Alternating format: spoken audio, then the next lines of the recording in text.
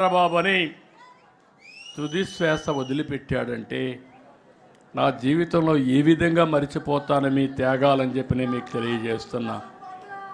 అలాంటి త్యాగాలు చేసిన వ్యక్తులు ఈ పార్టీలో ఉండడం గర్వకారణం. మీరు నరేగాలో పనులు చేస్తే డబ్బులు ఇవ్వకుండా కావాలని వేధించి మిమ్మల్ని ఆర్థికంగా దెబ్బతీసే ప్రయత్నాలు చేశారు. ఓసారి బాధ కలుగుతుంది. ఎప్పుడు రానటువంటి సంస్కృతులు ఇవన్నీ. రాజకీయాలు అనేటివి ప్రజాహితం కోసం పనిచేస్తాం, ప్రజల కోసం పనిచేస్తాం. కానీ వీళ్ళు చేసిన పని మీరు చూస్తే కొత్త కొత్త సంస్కృతులు వచ్చాయి. మనిషిని కొడితే లేకుంటే వాళ్ళని వేధిస్తే మళ్ళా రికవర్ అవుతారని కొత్తగా ఒక సంస్కృతి. ఆస్తుల్ని విధ్వంసం చేయడం. మనం పెట్టిన చెట్లు, అరటి తోట కానీ ఆరెంజ్ గార్డెన్స్ కానీ ఇలాంటి గార్డెన్స్ నరికేసి ఆర్థికంగా దెబ్బతీస్తే వాళ్ళని కుంగదీయచ్చని చెప్పి ఆలోచన చేసే రోజులు ఇవి. అయినా కూడా మీరు ఏమాత్రం భయపడకుండా నరేగాలో డబ్బులు ఇవ్వకపోయినా, నీరు చెట్టు డబ్బులు ఇవ్వకపోయినా, మీ ఆస్తులు విధ్వంసం చేసినా మీరు ఒకటే ఆలోచించారు, ఈ రాష్ట్రం బాగుంటే మళ్ళా నేను సంపాదించుకుంటాను, నా ఆస్తి పోయినా పర్వాలేదు, నా రాష్ట్రం బాగుండాలని తప్పించిన మిమ్మల్ని నా జీవితంలో ఎప్పుడూ మర్చిపోలేను. అలాంటి కేసులు చాలా చూశాను. అందుకే నేను ఒకటే చెప్తున్నా, ప్రతి ఒక్క కార్యకర్త చేసిన త్యాగాన్ని గుర్తుపెట్టుకుంటాం. అదే సమయంలో మీ అందరికీ ఒకటే విజ్ఞప్తి చేస్తున్నాను. నేను బయట వస్తే కిలోమీటర్లు పరిగెత్తిన కార్యకర్తలు ఉన్నారు. అదే పని.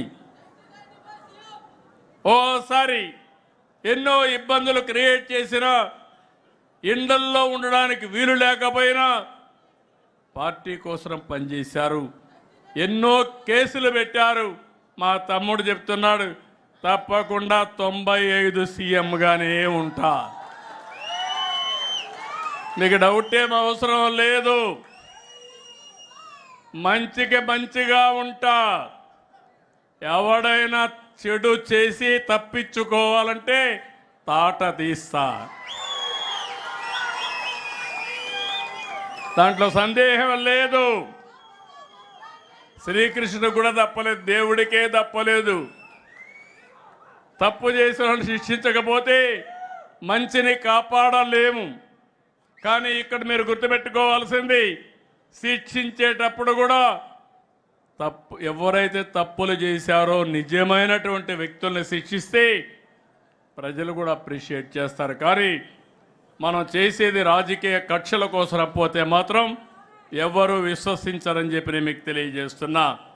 ఇంకో పక్క నేను ఒకటే మీ అందరికీ హామీ ఇస్తున్నాను. ప్రజాస్వామ్యంలో పార్టీ కార్యకర్తలు చాలా ముఖ్యం.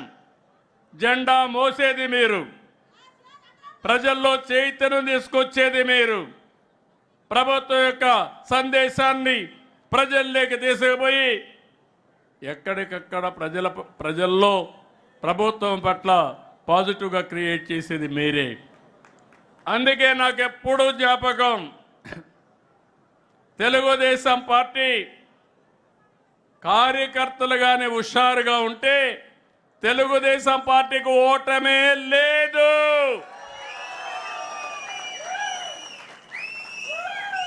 ఎప్పుడైతే కార్యకర్తలు హుషారు తగ్గుతుందో, జోష్ తగ్గుతుందో, అప్పుడే కొద్దిగా అపోజిషన్ పార్టీకి కొమ్ములు వస్తాయి.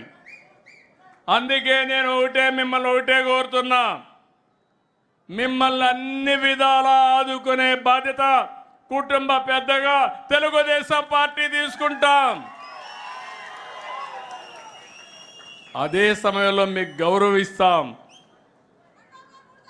వేదిక పై నుండి అందరికీ చెప్పాను, చెప్తూనే ఉన్నాను అందరు మంత్రులు కూడా, కార్యకర్త ఫస్ట్, నాయకుడు తర్వాత.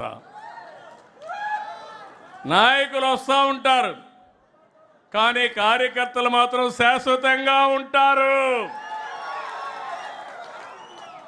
అదే సమయంలో కార్యకర్తలు ఆలోచించాల్సింది ఈరోజు రేపు ఎల్లుండి ఆలోచించండి, ఈరోజే ఆలోచించద్దండి. ఆ విషయంలో కూడా అందరం కూడా క్లారిటీ ఉండాల్సిన అవసరం ఉంది. సంక్షేమ కార్యక్రమాలు, అభివృద్ధి కార్యక్రమాలు అందరికీ చేస్తాం, కానీ తెలుగుదేశం కార్యకర్తకు గుర్తింపిస్తాం, ఎన్డీఏ నాయకులు గౌరవిస్తాం, పనులన్నీ మీ ద్వారానే జరగాలనేది నా అభిమతం అని చెప్పి మరొక్కసారి మీకు తెలియజేస్తున్నా. ఎవరైనా నాయకులు దీనికి విభిన్నంగా పనిచేస్తే ఆ నాయకులు నియంత్రణిస్తా, మొహమాటం లేదు. తెలుగుదేశం పార్టీకి ఒకటి శాశ్వతంగా ఉండాలి. మనం ట్రస్టీలు మాత్రమే, మనం పెత్తదారులు కాదు. తెలుగుదేశం పార్టీకి ఒక సిద్ధాంతం ఉంది. ఆ సిద్ధాంతం ప్రకారం కొత్తగా వచ్చిన వాళ్ళు కానీ పాత వాళ్ళు కానీ అందరూ అనుసంధానం కావాలి. అప్పుడే ఈ పార్టీ శాశ్వతంగా ఉంటుందని చెప్పి కూడా నేను మీకు తెలియజేస్తున్నా. అందుకనే మళ్ళీ మీ అందరికి హామీ ఇచ్చేది, ఎన్నికల ముందు కొన్ని హామీలు ఇచ్చాం ప్రజలకి, సూపర్ 6 హామీలు ఇచ్చాం. ఆ రోజు బయట నుంచి చూస్తే నాకు అనిపించింది అన్నీ చేయగలుగుతామని. నేను అనేక సార్లు చెప్పాను, అభివృద్ధి జరగాలి, సంపద సృష్టించాలి, ఆదాయాన్ని పెంచాలి, పెంచిన ఆదాయం ద్వారా సంక్షేమ కార్యక్రమాలు చేసి మళ్ళీ అభివృద్ధి ఖర్చు పెడితే నిరంతరం ముందుకెళ్తుంది.